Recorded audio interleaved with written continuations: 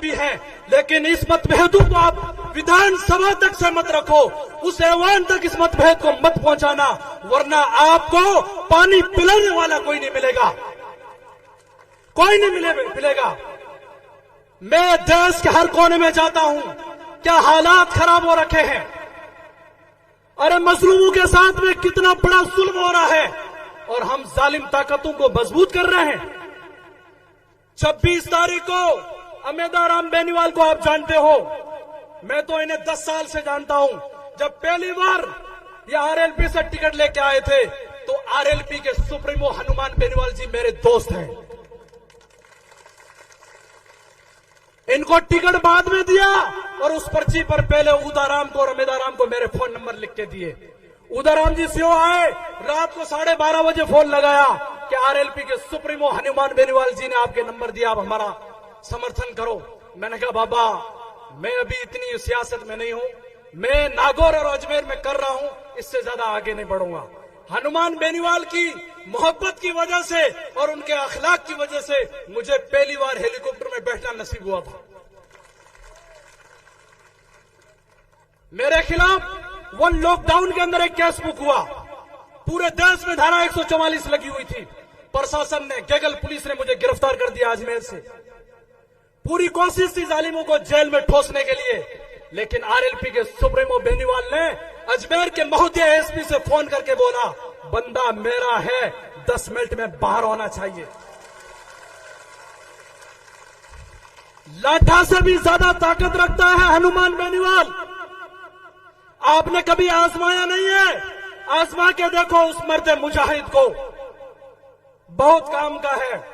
और फिर मैं दूसरी बात ये कह रहा हूं, अगर आप अमेदाराम को वोट नहीं दोगे इनके कोई फर्क नहीं पड़ेगा। राजस्थान में 40 से ज्यादा इनके एमएलए हैं, इनकी क्यादत आज भी मौजूद है। अगर दर और बदर की ठोकरें खाएंगे तो ये दाढ़ी और टोपी वाले और दलित समाज खाएंगे, इनका कोई फर्क नहीं पड़ेगा। इनके आज भी जिले में एक क्यादत करने वाला बंदा मौजूद है। अब हमारे ऊपर इल्जाम लगाया जाता है या जाटू के ऊपर लगाया जाता है कि जाटू ने हमको हराया।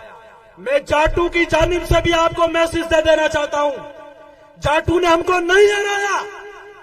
मीडिया के लोगों, मेरी आवाज को राजस्थान पूरे में पहुंचा दो।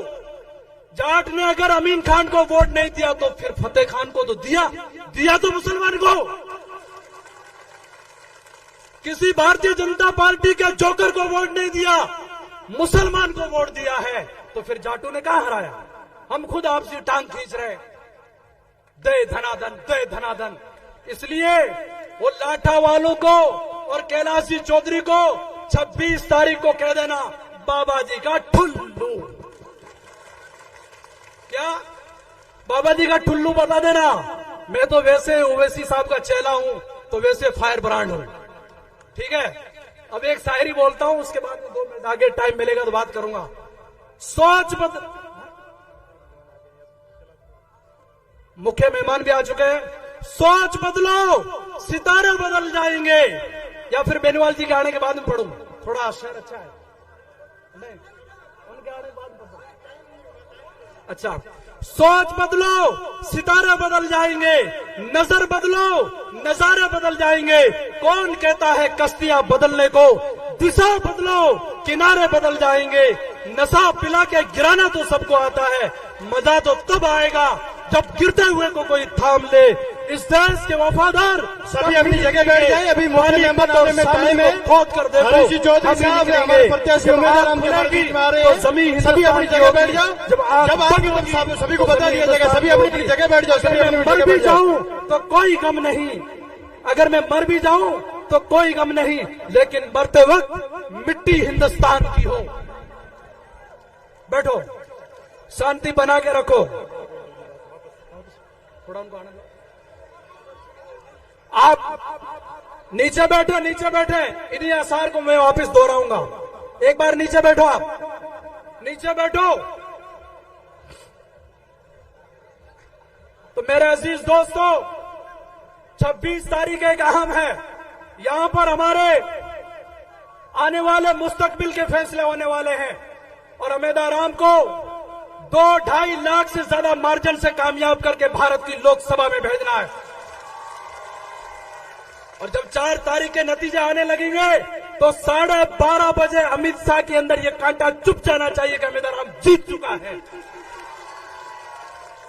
तड़ीपार को यह पता लगना चाहिए, तड़ीपार जो 400 पार की बात कर रहा है ना, 200 पार होने का चांस नहीं है। इस बार 200 पार होने का चांस नहीं है। राजस्थान में 12 से ज्यादा आरएलपी और कांग्रेस गठबंधन की सीटें आ रही है। आरएलपी से 1 सीट है, बाकी सारी कांग्रेस की है।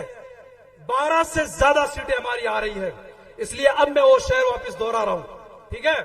सुनना ढंग से। सोच बदलो, सितारे बदल जाएंगे। सोच बदलो, सितारे बदल जाएंगे। नजर बदलो, नजारे बदल जाएंगे। कौन कहता है कश्तियां बदलने को? दिशा बदलो, किनारे बदल जाएंगे। नशा पिला के तो गिराना सबको आता है, मजा तो तब आता है जब गिरते हुए को कोई थाम ले। इस देश के वफादार कम ही निकलेंगे, इस देश के वफादार कम ही निकलेंगे। पानीपत और शामली को खोद के निकलो, हम ही निकलेंगे।